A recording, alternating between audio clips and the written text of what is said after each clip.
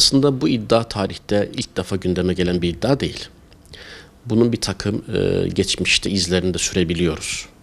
Baktığımız zaman Birinci Dünya Savaşı yıllarında özellikle İngilizlerin aynı dönemlerde bir de Rusların Kürt aşiretlerine yönelik özel bir ilgisinin olduğunu, bunlar üzerinden Anadolu'da bir faaliyet yürütmenin telaşı içerisinde olduğunu, plan içerisinde olduğunu görüyoruz.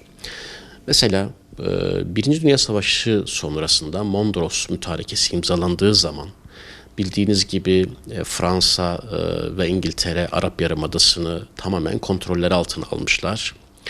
Dahası bununla yetinmemişler, bir de gizli anlaşmalar yaparak Anadolu'yu da kendi aralarında paylaşmışlardı.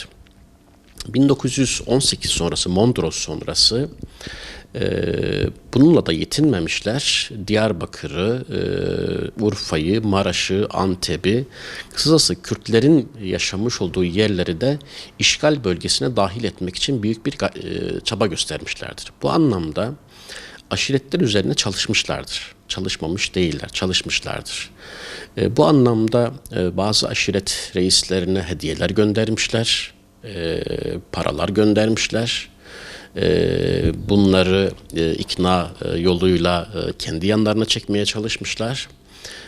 Zaman zaman da tehdit yoluyla kendi tarafına kanalize etmeye çalışmışlardır. Bu amaçla da İngiliz istihbarat subaylarının bizim bölgemizde Diyarbakır ve Mardin-Urfa üçgeninde yaklaşık olarak 7 ay boyunca propaganda yaptığını görüyoruz.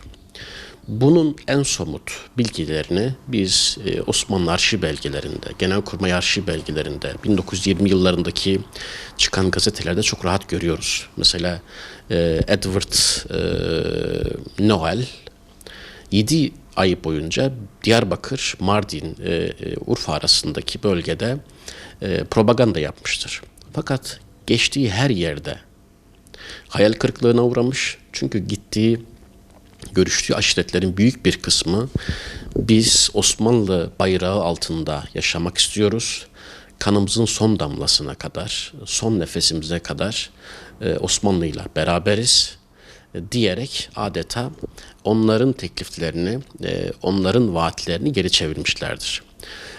İngiltere'nin bu yöndeki çabaları bu bölgede tutmamıştır. Bu aşiretler o kadar mal, mülk, para canlısı gibi anlatılıyor. Siz bu insanlara para verirseniz istediğiniz yöne çekersiniz demek isteniyor. Tabii emekli albay Atilla Uğur'un iddiası ciddi ve vahim bir iddia. Öncelikle şunu görelim. Ben bunu görünce şunu anlıyorum.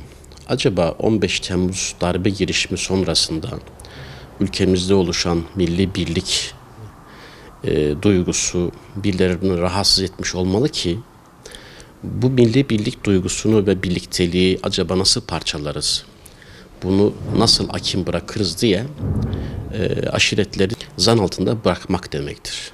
Okullardaki kitaplarda Şeyh Said isyanı ayaklanması sırasında İngilizlerin destek verdiği söylenir.